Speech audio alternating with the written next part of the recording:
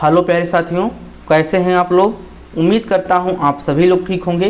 Friends, एक बार फिर से आपका स्वागत है हमारे YouTube channel medic science tutorial में। फ्रेंड्स, आप सभी को पता होगा इस समय हम लोग एमपी ग्रुप 5 लैब टेक्नीशियन का प्रिपरेशन कर रहे हैं। ये जो एग्ज़ाम है संभवतः आपका अक्टूबर माह में व्यापम के माध्यम से कराया जाएगा। फ्रेंड्स, अगर हम लेक्चर की बात करें तो अभी तक हम लोग 16 लेक्चर ले चुके हैं और आज का जो हमारा लेक्चर है आपका 17 नंबर का लेक्चर है। इसमें आज हम हेमेटोलॉजी के महत्वपूर्ण प्रश्न को सॉल्व करने वाले हैं। कल का जो हमारा लेक्चर था यानी 16 नंबर का लेक्चर, इसमें हम माइक्रोबायोलॉजी के प्रश्न को सॉल्व किए थे और साथ साथ में जो मंकी पॉक्स डिजीज़ है उसके बारे में कुछ महत्वपूर्ण प्रश्न सॉल्व किए थे, जो कि आपके आने वाले एग्जाम के लिए महत्वपूर्ण हो जाता है। फ्रेंड्स, अगर आप क्विज पोल को सॉल्व करना चाहते हैं और जो हमारे पीडीएफ है इसको प्राप्त करना चाहते हैं तो हमारे एक टेलीग्राम चैनल है, उसको ज्वाइन कर लीजिए। इसका लिंक हम डिस्क्रिप्शन बॉक्स में दे रहे हैं। वहाँ पे आपको क्विज पोल, पीडीएफ नोट्स और साथ साथ में जो भी पैरामेडिकल संबंधी नोटिफिकेशन होता है वहाँ पे आपको मिल जाता है। चलिए फ्रेंड्स, देरी न करते हुए आते हैं अपने पहले प्रश्न पे। पहला प्रश्न हमारा यहाँ पे है, ये कह रहा है कि needle use for blood collection for transfusion purpose, यानी कि आप जो ट्रांसफ्यूजन पर्पज के लिए निडिल का यूज करते हैं उस निडिल का गेज क्या होता है या उस निडिल का साइज क्या होता है। तो जो ऑप्शन हमारा दिया हुआ है 18 गेज दिया हुआ है, आपका यहाँ पे 20 गेज दिया हुआ है, दूसरा आपका 22 गेज और जो डी नंबर का ऑप्शन है आपका 24 गेज दिया होगा।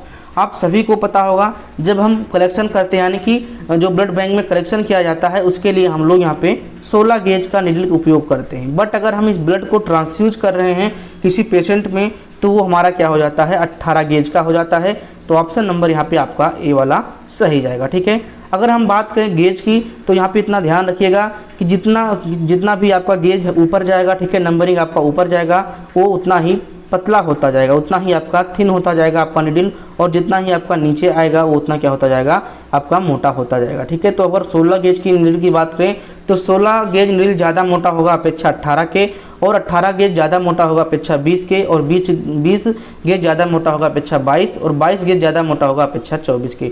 तो जो इन्फेंट होते हैं, जो बच्चे होते हैं, अगर उनमें ब्लड कलेक्शन करना है तो ज़्यादातर हम लोग यहाँ पे 24 गेज निडल का उपयोग करते हैं। ठीक है, चलिए फ्रेंड्स आते हैं यहाँ पे अगले प्रश्न पे।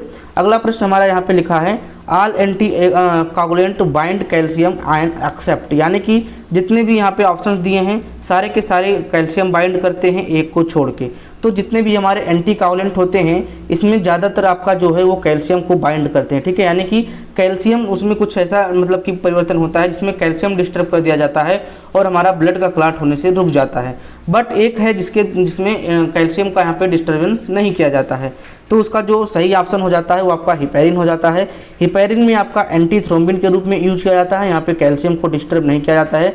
जबकि आपका अगर सोडियम साइट्रेट की बात करें तो सोडियम साइट्रेट में आपका कैल्शियम का एक कॉम्प्लेक्स बन जाता है जिससे आपका यहाँ पे क्लॉट नहीं होता है। और अगर ईडीटीए की बात करें तो ईडीटीए में चिलेशन प्रक्रिया के द्वारा यहाँ पे कैल्शियम आयन को क्या कर दिया जाता है, रिमूव कर दिया जाता है। क्या कर दिया जाता है, रिमूव कर दिया जाता है। ठीक है, तो कुल मिला के आपका अगर बात करें कौन सा यहाँ पे एंटी कोगुलेंट कैल्शियम के साथ बाइंड नहीं होता है तो आपका यहाँ पे क्या हो जाएगा, हिपैरिन हो जाएगा। और हिपैरिन आपका एक प्रकार का क्या है, नेचुरल एंटी कोगुलेंट के रूप में भी जाना जाता है, नेचुरल एंटी कोगुलेंट के रूप में भी जाना जाता है। ठीक है, और इसके बाद में अगर हम बता दें कि तो जो आपका हिपैरिन होता है, हिपैरिन के द्वारा हम लोग हीमोग्लोबिन या फिर आरबीसी काउंट ये सब टेस्ट नहीं करते हैं क्योंकि इसके एडवांटेज होते हैं।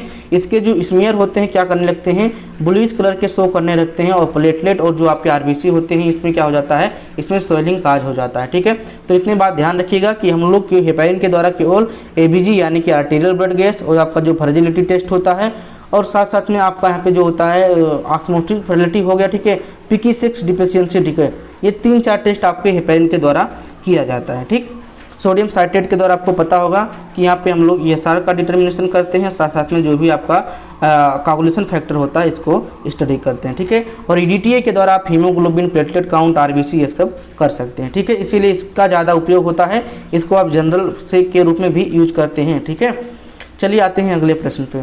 अगला प्रश्न हमारे यहाँ पे कह रहा है कि platelet aggregation in vivo is mediated by, यानी कि आपका जो प्लेटलेट एग्रीगेशन है अगर वाइवो में बात करें तो मीडिएटेड बाई किसके द्वारा होता है। ठीक है, आजी मीडिएटर के द्वारा, interaction among the platelet, micro molecule के द्वारा, या फिर ऑल ऑप्शन। तो फ्रेंड्स इसका जो सही आंसर जाएगा ये आपका क्या जाएगा, डी वाला जाएगा, ऑल ऑप्शन। ठीक है, दो चीज़ होता है इन विट्रो इन वाइवो। ठीक है, विट्रो का मतलब क्या होता है, ठीक है, विट्रो का मतलब होता है किसी भी चीज़ को बाहर करना। ठीक है, और वाइवो का मतलब होता है लिविंग सेल के अंदर, क्या होता है, लिविंग सेल के अंदर। ठीक है, चलिए फ्रेंड्स आते हैं अपने अगले प्रश्न पे।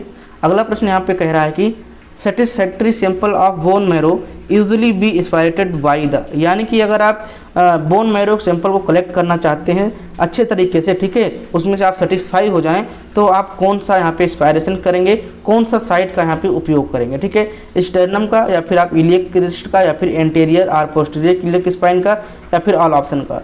तो फ्रेंड्स अगर हम बात करें कि बोन मैरो के कलेक्शन की, तो आप यहाँ तीनों जगह से आप इसका कलेक्शन कर सकते हैं, आप यहाँ पे अच्छे से इसका कलेक्शन कर पाएंगे, ठीक है, चाहे आप स्टर्नम से करिए, चाहे आप इलियक क्रेस्ट से करिए, एंटीरियर और पोस्टीरियर इलियक स्पाइन से करिए, यहाँ पे आप तीनों से कर सकते हैं बोन मैरो का एस्पायरेशन, ठीक है। चलिए अगला क्वेश्चन जो है ये भी आपके कलेक्शन से है, बट ये इन्फेंट के लिए कुछ पूछा गया है, तो इसको भी देख लेते हैं। This organ should never be used bone marrow aspiration in children, यानी कि अगर आप चिल्ड्रन में बोन मैरो का एस्पायरेशन कर रहे हैं तो कौन से आर्गन का, या फिर इस तरह से कहिए कि कौन से बोन का उपयोग नहीं करेंगे। तो जो ऑप्शन हमारा दिया हुआ है स्टर्नम, एंटीरियर इलियक स्पाइन, या फिर आपका जो तीसरा दिया है इलियक क्रेस्ट, या फिर पोस्टीरियर इलियक स्पाइन। तो इसका जो सही आंसर जाएगा स्टर्नम। कभी भी चिल्ड्रन में आपका जो बोन मैरो एस्पायरेशन होता है स्टर्नम के द्वारा नहीं किया जाना चाहिए। किसके द्वारा? स्टर्नम के द्वारा नहीं किया जाता है, बच्चे के लिए क्या होता है, खतरा हो सकता है, ठीक है। चलिए फ्रेंड्स आते हैं अपने अगले प्रश्न पे। अगला प्रश्न हमारा यहाँ पे कह रहा है कि अगला प्रश्न आपका ये है कि bone marrow iron is increase in all except, यानी कि आपका जो बोन मैरो आयरन है किस में इंक्रीज होता है, एक को छोड़कर, ठीक है, इन ऑल एक्सेप्ट, ठीक है। तो यहाँ पे अगर बात करें तो थैलेसीमिया, एनीमिया, इन क्लोराइड डिजीज, मेगलोब्लास्टिक एनीमिया और ऑल ऑप्शन। तो ये इसका जो सही आंसर जाएगा आपका यहाँ पे क्या जाएगा, ऑल ऑप्शन जाएगा। क्या जाएगा? ऑल ऑप्शन जाएगा, ठीक है। चलिए फ्रेंड्स आते हैं अपने अगले प्रश्न पे। अगला जो प्रश्न हमारा है ये कह रहा है कि how many blood group are there according to ABO and RH system. बहुत अच्छा क्वेश्चन है।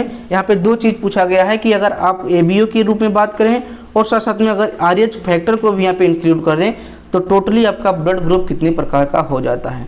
तो चलिए एबीओ अगर ब्लड ग्रुप की बात करें तो इसमें कितने प्रकार के ब्लड ग्रुप ए, बी और ओ, ठीक है, एबीओ और साथ साथ में आपका आरएच ए भी आ गया, ठीक है। तो कुल टोटली कितने होंगे, 1 2 3 4, तो टोटल कितने होंगे आपके 4 प्रकार, ठीक है। तो अगर आप एबीओ ब्लड ग्रुप सिस्टम में बात करें तो एबीओ और आरएच को दोनों को कंबाइन कर रहे हैं तो आपका यहाँ पे कुल मिला के 4 प्रकार का ब्लड ग्रुप सिस्टम निकाला जा सकता है, ठीक है। चलिए फ्रेंड्स आते हैं अपने अगले प्रश्न पे। अगले प्रश्न पे आने से पहले आपको एक क्वेश्चन दे देते हैं जिसको कमेंट बॉक्स में इसका आंसर करना है कि चलिए आप सभी को पता होगा एबीओ ब्लड ग्रुप का खोज किसने किया, ठीक है, ये तो पता होगा, चलो ठीक है। आरएच फैक्टर का आपको बताना है कि आरएच फैक्टर का जो खोज है ये किसने के द्वारा किया गया था, ठीक है, तो कमेंट करके इसको बताइएगा, ठीक। चलिए फ्रेंड्स आते हैं अपने अगले प्रश्न पे। The motile cell when is mainly involve with antibody production and tissue immunity is, यानी कि कौन सा यहाँ पे सेल है जो कि मोटाइल है, ठीक है, ये किस में इन्वॉल्व होता है, ये आपके एंटीबॉडी के प्रोडक्शन के साथ मतलब कि इन्वॉल्व होता है और टिश्यू इम्यूनिटी को भी यहाँ पे ये रिस्पॉन्स करता है। तो ये कौन सा मोटाइल सेल हो सकता है भाई? ऑप्शन जो हमारा दिया है न्यूट्रोफिल दिया है, मोनोसाइट दिया है, लिम्फोसाइट दिया है और आपका बेसोफिल दिया है। तो आप सभी को इसका आंसर पता भी होगा, जो आपका लिम्फोसाइट होता है इसी के द्वारा आपका क्या होता है, एंटीबॉडी प्रोडक्शन के रूप में यहाँ पे वर्क होता है और टिश्यू इम्यूनिटी के रूप में भी कार्य करता है, ठीक है। चलिए आते हैं अपने अगले प्रश्न पे। अगला प्रश्न हमारा इस साइड में है, ये कह रहा है कि true about fresh frozen plasma, यानी कि फ्रेश फ्रोजन प्लाज्मा के रूप में क्या चीज़ यहाँ पे सत्य है। तो जो ऑप्शन हमारा दिया हुआ, use for treatment for antithrombin 3 deficiency, use for treatment of vitamin K deficiency, use for replacing of factor third and ये, ठीक है। तो ये समझ लीजिए इसकी डिफिशियंसी, तो बोथ ए एंड बी। तो देखिए यहाँ पे जो इसका सही आंसर जाएगा ये आपका ए वाला जाएगा और साथ में आपका बी वाला जाएगा, यानी कि ट्रीटमेंट किसके लिए, विटामिन के डिफिशियंसी और साथ में ट्रीटमेंट ऑफ एंटीथ्रोम्बिन 3 डिफिशियंसी के रूप में किया जाता है। तो ऑप्शन नंबर यहाँ पे क्या सही जाएगा, डी वाला सही जाएगा, ठीक है। चलिए फ्रेंड्स आते हैं अपने अगले प्रश्न पे। अगला प्रश्न भी बहुत ही अच्छा है, ठीक है, कॉमन सेंस का प्रश्न है। ये कह रहा है कि मलेरिया पैरासाइट इज सर्च्ड इन, यानी कि आपका जो मलेरिया पैरासाइट है इसको किसमें देखा जा सकता है, ठीक है। सर्च इन मतलब का कि आप अगर स्लाइड वाइड प्रिपेयर कर रहे हैं तो आप इसमें किसमें देख सकते हैं, या फिर ये भी कह सकते हैं कि जो इन्फेक्शन होता है वो कहाँ पे दिखाई दे सकता है। तो जो ऑप्शन हमारा दिया है प्लेटलेट, मोनोसाइट, इथ्रोसाइट और आपका लिम्फोसाइट्स। तो देखिए फ्रेंड्स जो मलेरिया होता है ये आपका इथ्रोसाइट में यहाँ पे क्या होता है, दिखाई देता है।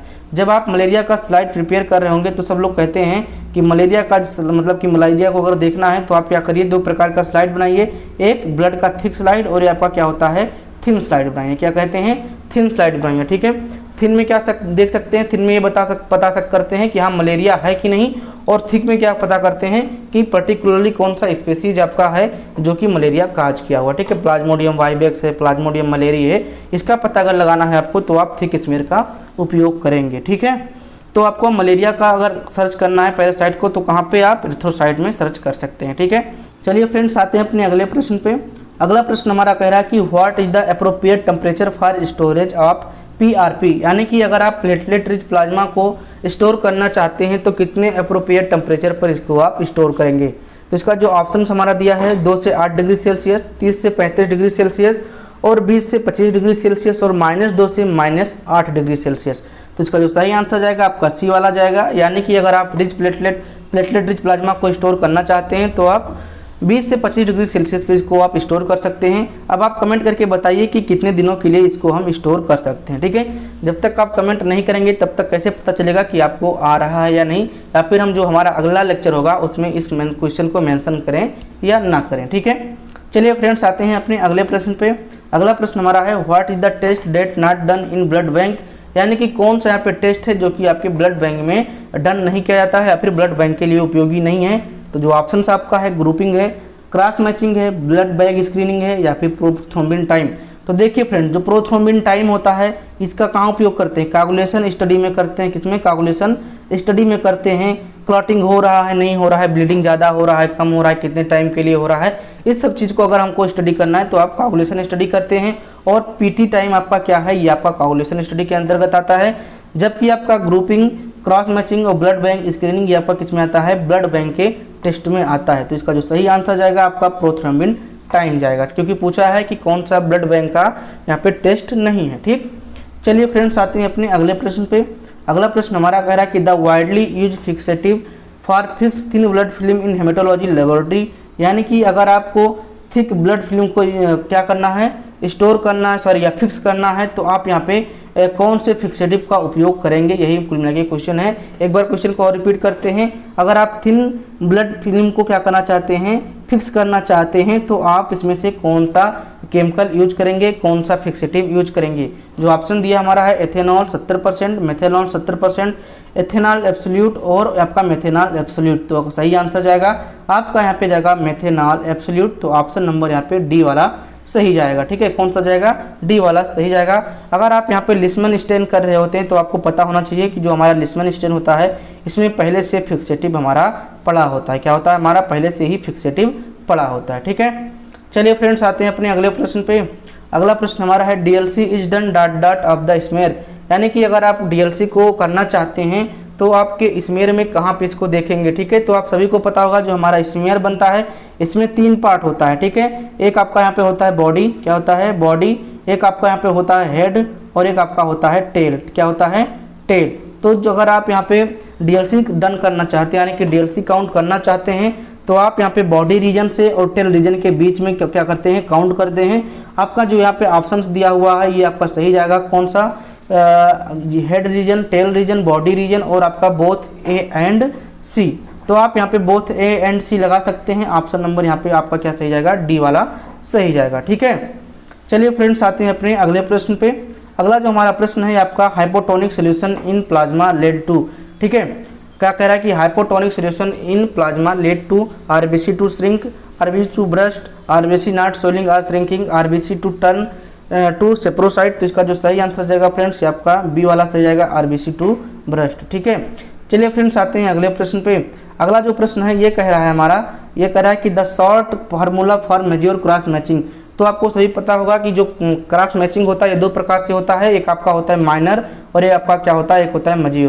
तो यहाँ पूछा है कि जो मेजर क्रॉस मैचिंग होता है इसका शॉर्ट फार्मूला क्या होता है, डीसी प्लस पीसी या फिर पीसी प्लस डीसी या फिर CC plus CS plus PD plus CS. तो पहले समझिए कि डीसी मतलब क्या हुआ, डीसी मतलब होता है आपका डोनर सेल, क्या होता है, डोनर सेल। और आपका पीसी मतलब क्या होता है, पीएस मतलब होता है पेशेंट का सीरम। ठीक है, तो यहाँ में क्या कर लेते हैं, यहाँ पे आप लेते हैं डीसी प्लस पीसी, यानी कि डोनर का आप सेल लेंगे और पेशेंट जो होता है उसका क्या लेंगे, सीरम लेंगे। ठीक है, तो ऑप्शन नंबर यहाँ पे ए सही जाएगा। मेजर क्रॉस मैचिंग में डीसी प्लस पीसी का कॉम्बिनेशन होता है। ठीक है, तो फ्रेंड्स कुल मिला के जितना भी प्रश्न था हम लोगों ने सॉल्व कर लिया है। आपको लेक्चर कैसा लगा है कमेंट करके बता सकते हैं।